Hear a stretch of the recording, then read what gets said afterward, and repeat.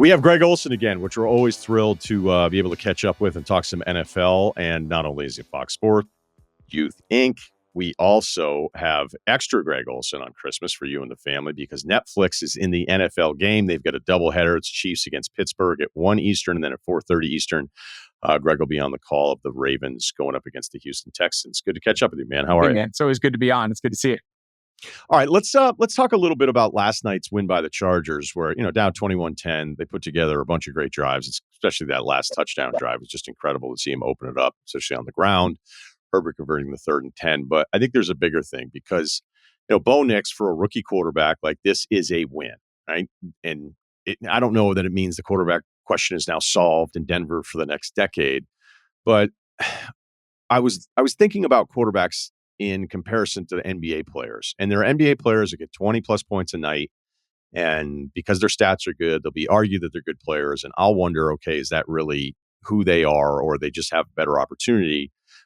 And this isn't about Bo Nix, because for a rookie, this is a win. But I wonder when you watch the quarterback position in general, if you can tell the difference between, okay, that guy threw for 280 yards, but he's limited in comparison to somebody else who may not even have the stats you just think is a better player. I'm just wondering if there's like a quarterback equivalent of this NBA theory I have in my head. No, I think you're spot on. And I think the way people need to evaluate quarterbacks or just offenses, defenses, just football in general. When I first came in the league, it was the best offense in the league, total offense. How many yards do you put up a game? The best defense was who gives up the least amount of yards. And then, of course, points allowed and points scored. Like, it was very basic. The best run games were the ones that averaged the most. The best passing games averaged the most, vice versa on defense. Like, I think those days are over. I think you look at the passing leaders, the rushing leaders, and I could make a case team by team. There's some really bad teams that are at the top of the list in average yards passing per game. And I wouldn't sit there and say, oh, that's the best quarterback in the league or that's the best passing game. It's your point. You're always losing. You're always playing from behind, and you're going to put up gaudy stats just because the game situation is going to dictate chase, and you're going to throw for a lot of yards, and a lot of it's going to be meaningless at the end of games while teams are just trying to play against the clock. And then, vice versa. I could show you a team that's really, really good running the ball. They average 140 a game. But my first question to you would be, when do you run for those? Are you running in the second half with the lead? Or are you just compiling points and you can't win a game and you average 16 points a game? Again, stats that mean nothing in the grand scheme of things because it's not impacting the game. So the same thing with quarterbacks. The way I look at quarterbacks is on quarterback downs, right? 3rd and pass, 2-minute playing from behind, and then how you handle pressure, right? Like, those to me are the main benchmarks that separate the really, really good quarterbacks and everybody else. And when you see this mapped out, and they have some really cool ways to display this now, and some really smart people that compile this data and lay it out over these sheets, it's like, it's not a mystery that clumped at the top is the Lamar Jacksons and the Josh Allens and the Mahomes of the world, and the names that were, Burrow, the names we're accustomed to. And it's really looking beneath the numbers. It's looking at those situations and say, hey, when it's 3rd and pass, show me the best quarterbacks in the league at converting, and I'll show you the best quarterbacks in the league. Show me who handles pressure the best. And when they extend plays, they don't turn the ball over. They don't take sacks. And then the third thing is they generate explosive plays, second reaction. And I'll show you the best quarterbacks in the league. So, like, when you break it out to what metrics matter, what metrics move the needle, that's how people are now starting to evaluate quarterbacks or just offenses in general. And I think that's a very different way than how people, when I first came into the league 15 years ago, evaluated, where it was just raw statistics. You put up the most yards, you were the best. Like, it's not the case anymore. Same thing with completion percentage. And we could go on and on and on about these metrics we're accustomed to hearing that don't carry the same value that they used to. Yeah, because if I look at Herbert, you go like, okay, he's 13th in passing yards. I don't think there's 5 quarterbacks that I would take over him. And I think whether you think, with the coverage and the stunt that they ran, he gets outside on that 3rd and 10, which is a huge spot, and they close it out. I just have a little bit more trust. And what I always look for too is red zone, where does the play caller trust you on some of these red zone throws. And, whether it was Tua in the beginning with Flores, you could tell immediately it was like they don't trust him at all to make these throws. Anthony Richardson, maybe a little different, limited experience still, and he's such a dynamic runner.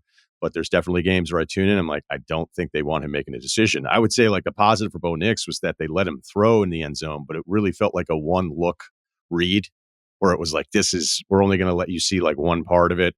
We don't want you back there dancing around the whole time and trying to get out of this. So, it's just something, it's hard. It's hard sometimes for those of us, even that watch it all day on Sunday, to decipher the difference between a nice stat Sunday and a quarterback that you absolutely trust. And I always look at like those third and passing downs that you were talking about, especially for a younger QB or somebody we're all kind of collectively uncertain about, is like, what did they call? Because the play caller will usually tell you whether or not you as a fan should trust the quarterback or not. Because if they don't trust him when they're calling the play, that's kind of all you need to know. Oh, you're spot on. And I think if you want it, you said it perfect. There was nothing else. You want to know how a team feels about a quarterback. What do they call on 3rd and 7? Tell me what they call on 3rd and 7. And I'll tell you everything you need to know about the inside the building views of the quarterback. And then the last thing I would add specifically about the quarterback position, and it's probably a good example with Bo Nix and obviously the style that Sean Payton wants to run. There's 2 ways of playing quarterback. And I would argue blending them together are what the elite guys do, right? So there's the guys that play within the confines. They operate really quickly. They play from the pocket. They can check through their progressions. High completion percentage, right? It's Drew Brees in this Sean Payton style system. Really high completion percentage. Ball comes out on time. Hard to sack him, not because he's going to run around. It's hard to sack him because he's processing things so quickly, right? He's going from no check down. Versus other guys, it might take them a half click longer. They feel the pressure and things break down. So there's guys that operate really, really fast and really, really in tune within the concept of the system. I think that's what Sean Payton is used to. He's had a lot of success with it, obviously back with Drew. So that makes sense, right? Maybe not going to push the ball downfield, not going to take a lot of second reaction chances. Then there's the guys that only can play out of phase, right? Like they only can scramble and run around and make second reaction plays, and they're a thrill a minute. They're a blast to watch. But again, that's not very sustainable either. The guys at the top of the list can operate within the system, in phase, on time, in rhythm, play with anticipation. And then when things break down, which they're going to do with how good teams are getting on the defensive fronts, how good defensive coordinators are getting at generating free blitzers, and frankly, how bad offensive linemen, like there's just not a lot of great offensive linemen being developed at the young levels. When you put all that in a basket, if you're going to play quarterback nowadays, you better be a really quick processor and you have to be able to move. I'm not saying you have to be Lamar Jackson, but if you're just going to stand on one spot and say, okay, offensive line, protect me, you better be in 1st and 10, 2nd and 2, 3rd and 2 for the entire game. Because the second you get to 3rd and 7, God forbid if you have to play from behind and it turns into a drop back game, you better have the best offensive line in football because you're going to have to move. You're going to have to buy time. And that's the magic of Mahomes and Allen and Lamar and the guys that we're used to. So play within, play only without. Those 2 guys are going to have they'll have success here and there. It's going to be hard to operate on the extremes. The guys that can do either or based on the situation, those are the special guys. Like those are the guys you're building for $60 million a year. You're building your team around. Is there somebody that you've called this year that you had a preconceived notion about, maybe that you didn't like as much, and it may not have shown up the stats, they may not even have won, but you had a greater appreciation for the quarterback after you called the game and you spent the week prepping them? I think it's a good question. It's somebody that I'm going to answer your question, but it's probably not the perfect answer because I probably had some inherent biases just because I know him as a dude, like just a guy is Darnold, right? So like, I know Darnold, he's a great dude, spent 2 years here in Carolina, but then I just gotten to know him I got a bunch of buddies on San Francisco where he was. So I just got to know him. And, I always thought he was wildly talented. He's big, he's strong, he's athletic, he's got a big arm. His journey's just been a little inconsistent. I would argue it's a lot of the environments that he's been in, starting in New York, and then the situation that he came to here in Carolina, serves a year as a backup to spends that time out with Purdy and kind of resets a little bit. When you watch what he's doing with Kevin O'Connell in Minnesota, they are playing, in my opinion, the way 99% of quarterbacks at all levels need to play football. It is, we're only going to get drop back when we have to, but when we do, he's been very good at it. We're under center play action. We're throwing the ball downfield. We're attacking you with layers. Now, granted, he's got great skill players, but he's using that arm. He's using the athleticism. He can scramble to buy time. He can pick up first downs with his legs. And now at this stage, what's taken that offense to another level from where it was early on is when Kevin O'Connell says, we have to turn into a drop back team, and we're going to sit there and we're going to throw it on every single down because we're not going to wait till third down and let you blitz me. That was the game we called against the Cardinals. Cardinals were killing them on third down. They couldn't pass protect. The blitz scheme Gannon had was really good. And Kevin O'Connell said, screw it. I'm not going to wait till third down. I'm going to treat every single down as third down, and I'm going to pass against your base coverages. And Sam Darnold was incredible. Then last week we had him again against against Atlanta. He threw for 5 touchdowns. He was incredible. He throws the ball downfield. It's under center play action on early downs. And now he's at the point with the trust of him and O'Connell where when it is third down pass and it is play from behind pass and it is a drop back style game, O'Connell has all the trust in the world to let him go out and rip it. And they have brought out the very best in Darnold. And, obviously it didn't work out in the other places, but the Darnold we're seeing right now is a flat out dude. I'm glad you brought up that game because Penix is going to be the starter in Atlanta. Do you think that's the resource put into the draft pick or more about where Cousins is at now? I think they had no intentions in a million years of ever playing Penix this year. I don't think it was part of the plan. I think when they signed Kirk to that contract in free agency before the draft, Kirk Cousins was going to be their quarterback for the next, call it 2 years. And he was going to be our bridge. We felt that we were a quarterback away from having a really competitive roster, which I don't think they were necessarily far off. I think the defense has been good at times, been very good, has kind of bounced back and forth in that middle range, but they've been more than competent. Offensive skill is very good, and the offensive line has played well beyond expectations and has done a nice job in the pass pro. I think it's a combination of Kirk. His mobility, he was never a great athlete, but he was a good, big, strong guy under center. Play action, was the best play action quarterback in the league, playing in that Kevin O'Connell system last year, the last couple of years, and was excellent. And I think what we've seen is he's a little limited now with his mobility. He's playing more in that pistol stand in the middle in the stand in the middle, which puts a ton of pressure on a quarterback. And he's just not seeing it. He's throwing a lot of picks. He's throwing in the tight coverage. He's getting good protection, but the ball's coming out too early. He's not letting things develop. And I just think it got to the point where Raheem said, we don't want to waste this season. We went from having a 2-game lead in the division to now trailing Tampa. And if we wait much longer, the season's going to be over and we're going to find ourselves out of the playoffs. And I don't think it's anything they wanted to do or they're happy. But at the same time, I think Penix is wildly talented. I think him being able to be a little bit more elusive, him being able to get out on the perimeter, move the pocket a little bit more, activate him as not like a runner, but in the sense of like a movement passer, I think unlocks a really good skill unit that they have in Atlanta. And if Zach Robinson, the offensive coordinator, pieces it together right, I think there's a lot they can do with Penix that maybe they were a little limited schematically on what they could do with Kirk. Kirk is an interesting one for me because I would say I wasn't the biggest fan for a bunch of years. Then I think the last year that he was in Minnesota, I really started to appreciate him. And it's funny because I love looking at the next gen stats. And what I realized with all the different quarterback ones, like Darnold's a perfect example. If you look at intended air yards, where Anthony Richardson is like off the charts compared to everybody else because he's just chucking these rifles behind center.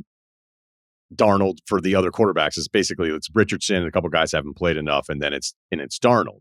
And what it's always funny, whether it's the aggressiveness number or some of that intended air yard stuff or throw to the sticks, like if I don't like a QB, I'll find a stat there that'll back up me not liking him. And then I'll think to the quarterbacks that we all agree on like being terrific.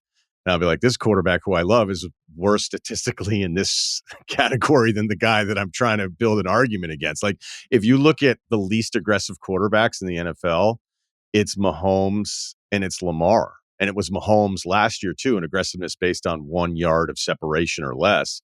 And usually I think the quarterback, you have to find, like, I'm sure you played with guys, you probably came back to the huddle and be like, you've got to give me a chance at a ball. Like, it looks like I'm covered, but let me try to make a play and win a 50-50 ball. And for the guys that I don't like that don't do it enough, I'll point to that. And yet probably 2 of the 3 best in the league have figured out how to dominate without having to be super aggressive. I don't know if it's an aberration, but for Mahomes, it's kind of a continuation of what we saw last year. Yeah, and I think that's what's so fun about, you started off the conversation talking about, like, how we evaluate through the world of metrics and statistics and analytics has really, really changed. But at the same time, there's so much information out there, and there's so many ways to evaluate guys that you can make an argument that Patrick Mahomes is not the best quarterback. And you can make an argument that he's the best quarterback of all time. You just got to pick which page of the report you want to refer to. But to your point, then it doesn't always hold up for someone else, and you get into like circular logic. The reality is every single quarterback is operating in a very unique situation. The personnel around them, their play caller. We haven't even talked about how all of this affects the defense. Like, the defense's impact on an offense, I don't think gets enough conversation. For example, you tell me we're really struggling running the ball, right? Our run game's not really good, or on defense, we can't stop the run. If my defense can't stop the run, my first thought is you got to play better offense. Don't let the team run the ball at you. If you're a team built to stop the run, you better have an unbelievable offense.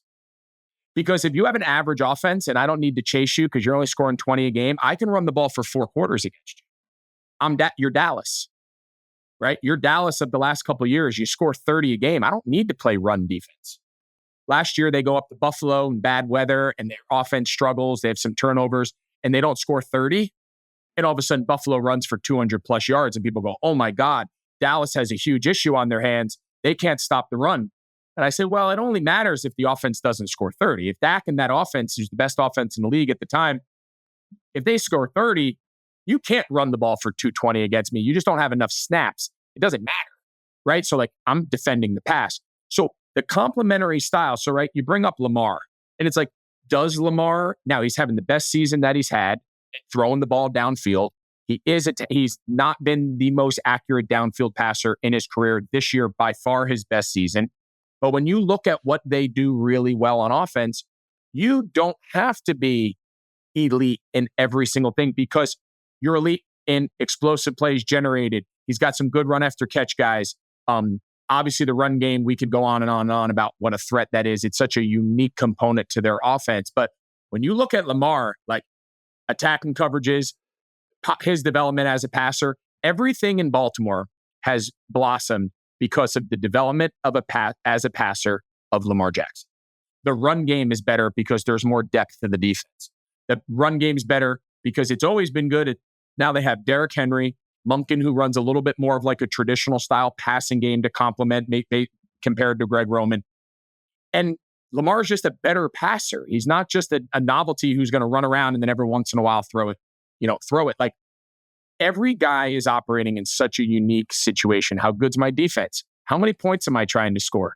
Do I need to score 30 and I need to be reckless with the ball because if I score 20, I'm going to lose?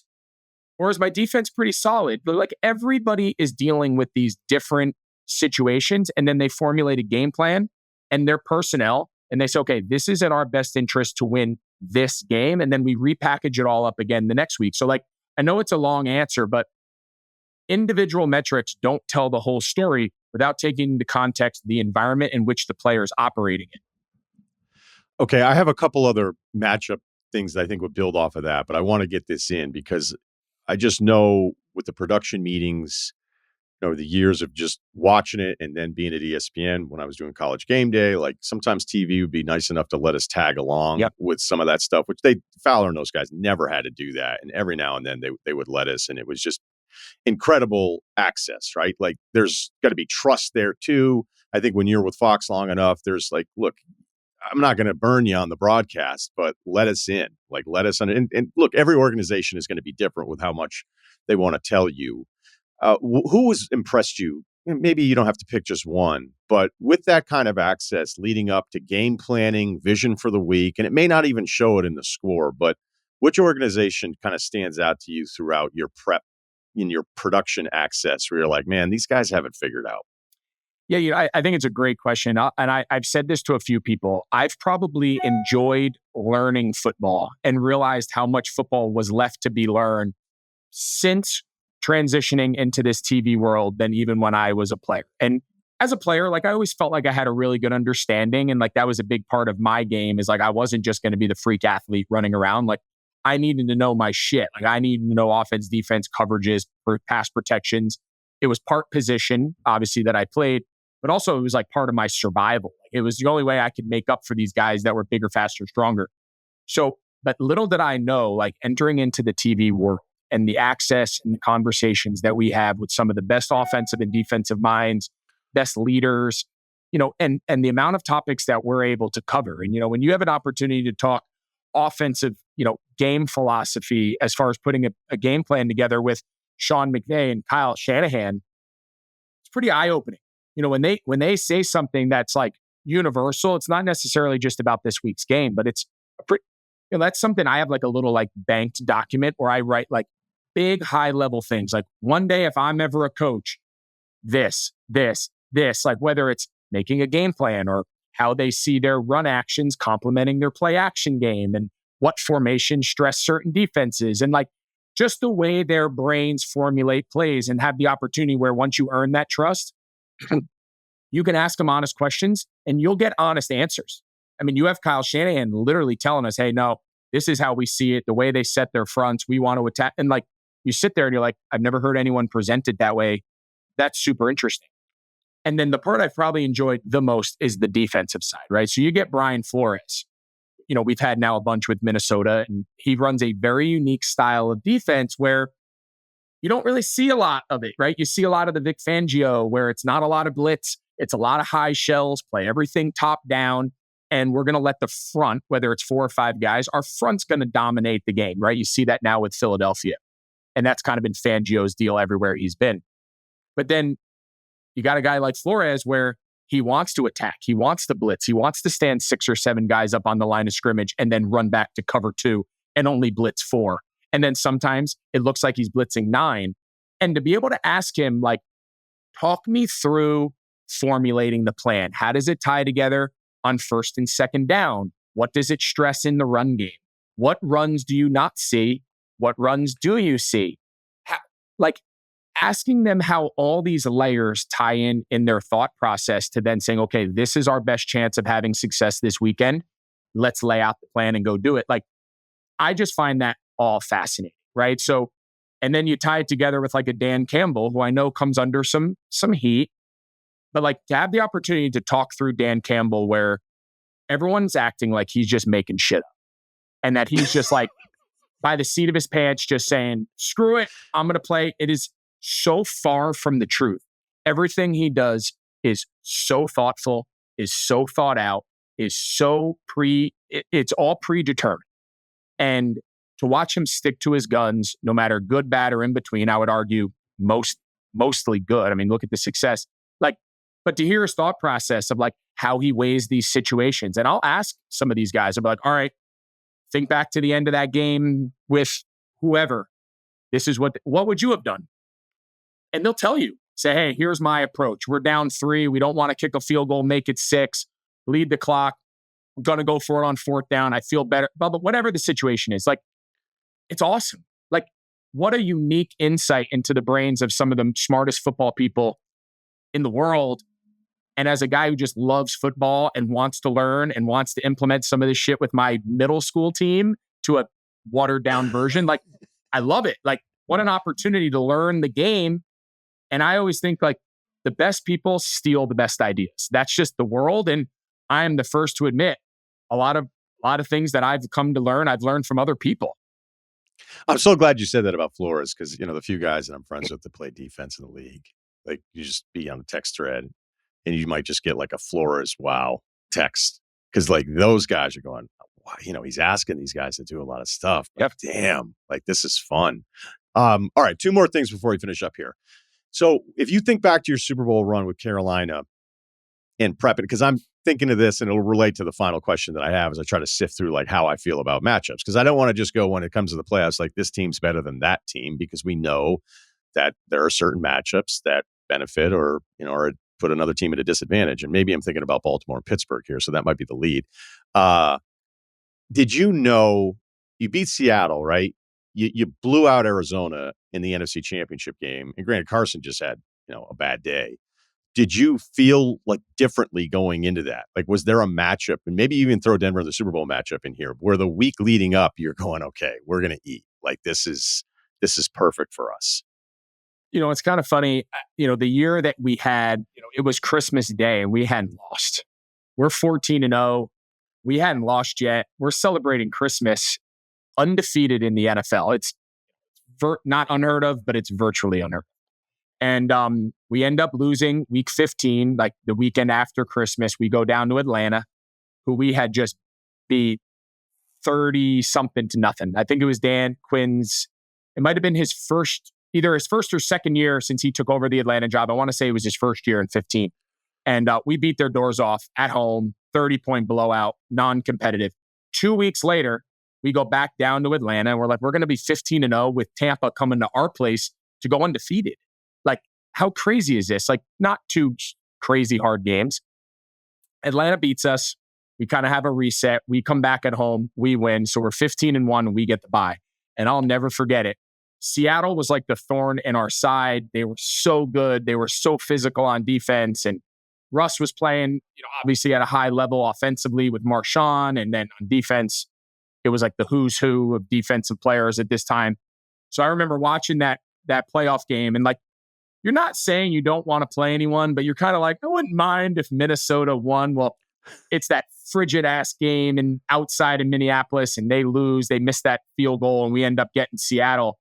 And I think we in our heart knew Seattle was going to be that. They were the measuring stick. Arizona had an unbelievable year. They either won 12 or 13 games. They had a fantastic year, but we just knew Seattle so much better. We had played them so many times. We played them earlier in the year on the road in their place, and it was an unbelievably close game. But they had our number. Like they beat us in the playoffs already once earlier the year before. So like we knew that was going to be a huge challenge, and we jumped up on them big. We were up 30-0 at halftime. Like it was one of those games. First play of the game, we bust. Luke has a pick six. We're up 14-0 before the game even starts. We're at 30. It might have been like 31-0 at halftime or something like that. And then in the second half, Russell Wilson turns into Russell Wilson. And we have to recover an onside kick to advance. So that game, coming out of that game, I think our confidence, we knew we could play with everyone. Like we had blown some teams out, but we'd also played in some close games. So we felt like we were tested. We were relatively healthy. And we knew that I think Carson Palmer's, that offense that year for them it might have been number 1 or 2 in the league, maybe only behind us. I can't remember it exactly, but we felt like Seattle was the game. Like if we could get over that, we had a really good opportunity. And believe it or not, going into it, the team we probably wanted to play the most matchup-wise was Denver. And, they beat New England, and I don't think anybody wanted to play New England in a Super Bowl. And we knew that Denver defense was nasty.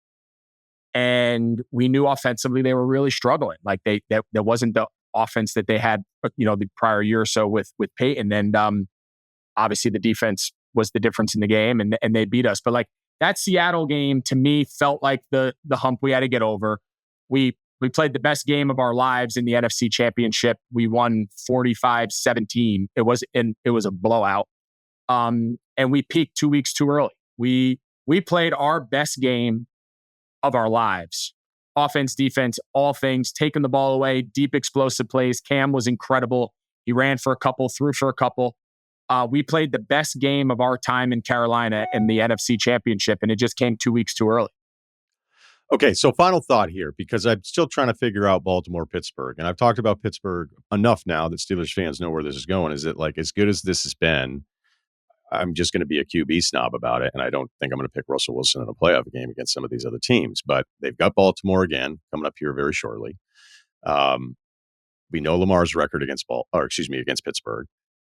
It doesn't even make any sense. Like you dig through it, you're like, oh, he was hurt. They sat him. There was a COVID thing. There's not as many games as you would think with a division matchup. And I thought this year it's like, okay, well, they'll get him. And it's like, all right, well, Tucker misses all the kicks. Boswell kicks 6 field goals, all the penalties and stuff. Like there's a way to explain away the loss. But like if you're a Pittsburgh fan going, okay, so we get Lamar again, and you're going to make more excuses. Lamar in that first Pittsburgh game, this kind of gets back to some of the aggressiveness stuff. But again, when you're watching on the TV broadcast, you don't know what's going on. But it felt like the coverage had to be incredible because Lamar would get flushed out of the pocket. He would look, you would see him want to pull the trigger on something, and then he wouldn't. They contained him running. He had the one run late for like 20 plus yards, but for the most part, he didn't do anything with his legs in that game. And if you actually look at his game log, first half of the season, second half of the season, he's been less effective, or they're just asking him to do it less as far as running. But maybe it's just a familiarity thing where, because it's a division rival, nothing he does is ever going to scare them or devastate them mentally, where if you don't see Lamar enough, you just have these moments you're like, I cannot believe he just did this. And I still think he has those games against Pittsburgh. But I don't know if it was a coverage thing specific to that game, because that same coverage was not there in the first half against Jalen Hurts and the Eagles, where it felt like those guys were running wide open. And once they made the catch, they were wide open. It just felt like a matchup for an afternoon again, where I guess I feel like I'm planning on being dismissive of Pittsburgh, but there's evidence that tells me that I shouldn't be, specific to Lamar.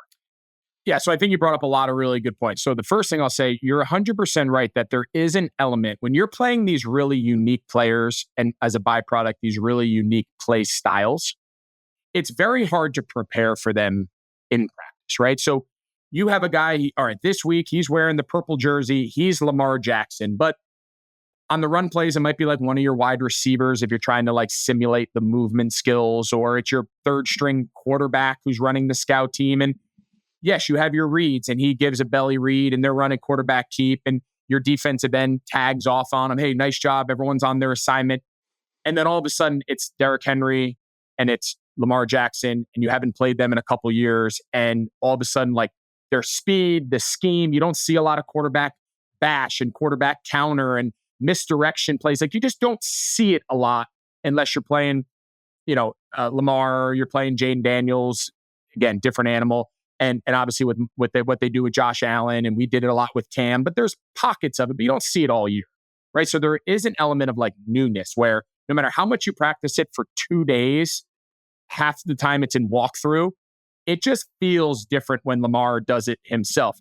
Pittsburgh's used to it, right? They've been playing against this guy a lot. They know the scheme, they know the personnel. So there, to your point, there is an element where it's not as daunting just from the sheer like familiarity of the matchup, right? So there is that component. I think Pittsburgh has an opportunity to learn a big lesson from last week against Philly that they can bring in to their approach against Baltimore. I think last week, so much is made about Saquon, and he's incredible.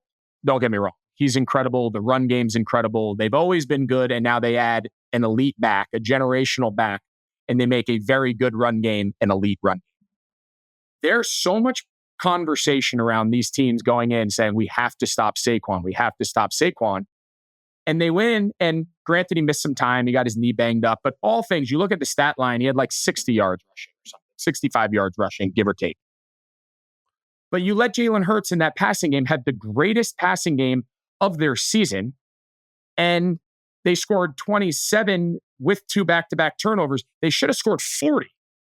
So like, was it worth spending all that time and attention to limit Saquon Barkley to then give up the downfield one-on-one shots on the perimeter to A.J. Brown and let Jalen Hurts stand there and get the ball out of his hand on time and make the passing game a little easier, when I would argue what makes Philadelphia such a challenge is their offensive skill, is their offensive line pass protecting, and I would start stopping that. If you want to run the ball 40 times against me, as long as you're not busting off 50-yard touchdowns, you're going to have a hard time scoring more than 20, 24 points. It just doesn't happen. Now, all of a sudden, you force a couple takeaways.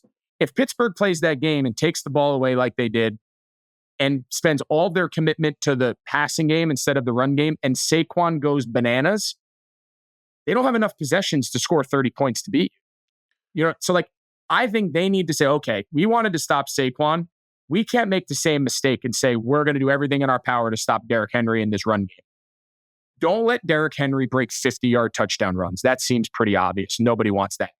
But in the midst of it, if he wants to nickel and dime you and do it here, and at the same time, we're not letting this offense score fast. We're not letting the passing game be unresisted. Like, that's the formula in the NFL that you want to play these days. And I think we get so caught up in, people don't like the idea of giving up a lot of rush yards because it feels like a physical attack. I think there's like a mentality where like, if I'm not a great run defense, I'm not tough. And like, I would make the argument, like, isn't the idea to not give up a lot of points? Like, I just think there's a psychology there. And I think Pittsburgh needs to learn their lesson and say, we're not going to let Lamar throw the ball over the yard. Granted, they don't have the same offensive skill in Baltimore at the receiver position like they do in Philly. But I think you have to be so careful in today's modern game, spending too much time making a team one-dimensional and making them a passing team if they have a quarterback that's an MVP like Baltimore. It's a great answer, though, because it's the familiarity of Baltimore going, this is what we know we need to do, and hopefully it works out. Where I felt like in that Philadelphia game, they were like, we don't care if you guys are going to run open. And you're like, you don't care if A.J. Brown and Devontae Smith are going to run open? Crazy. That second half drive by Philadelphia, though, that was like an all-time football moment, just taking out the entire toolbox on them. Greg, thanks so much, man. You're always a blast to have on. Obviously, open invitation anytime. And an invitation to you as well to check out Greg and Netflix presenting the NFL on Christmas Day. Again, doubleheader. We've got Chiefs, Steelers, 1 Eastern, and then Greg will be on the call of Baltimore against Houston at 4:30 Eastern. And to make sure, and I'll give you the plug here too, to remind everybody the awesome stuff you're doing with Youth Inc. And just the whole business plan. I mean, do whatever you want here, because I just want to make sure you get your value out of your time here as well. Awesome. Well, appreciate it. I mean, yeah, so the Youth Inc. thing is obviously a kind of a passion project of mine for the last couple of years.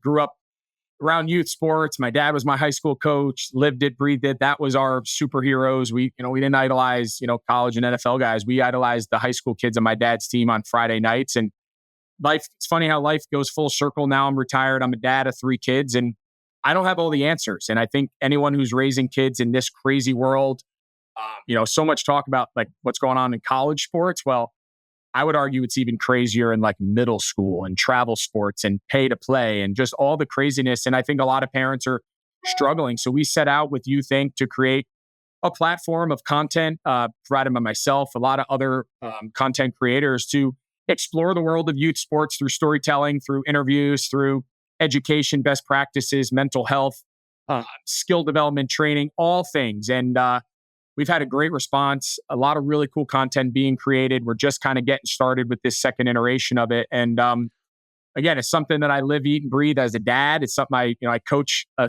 season for all my kids. And I think there's a lot of questions out there that a lot of parents have. And hopefully we can be a resource and a guide towards answering some of those difficult situations that parents and kids are finding themselves in and make the youth sports experience a little bit better maybe than it is right now in a lot of places. And along the way, have a lot of really fun conversations with people who really understand the landscape. Well, I love it. I checked it out and it's just, I don't know, man. It's just really cool how you put it all together. And I always think the people, especially when you start thinking about youth sports, like the people I trust the most are the people that have nothing to gain from it. You know what I mean? Like, not that you don't get the reward of being involved with your kids and all that kind of stuff, but there's just so much stuff that's going on. It's like, well, what's this person's motivation? And like, I'd rather be aligned with the person who's already made it and doesn't actually need to have this be their identity. You're awesome, man. Thank you so much. Appreciate it, Greg. Appreciate you as always.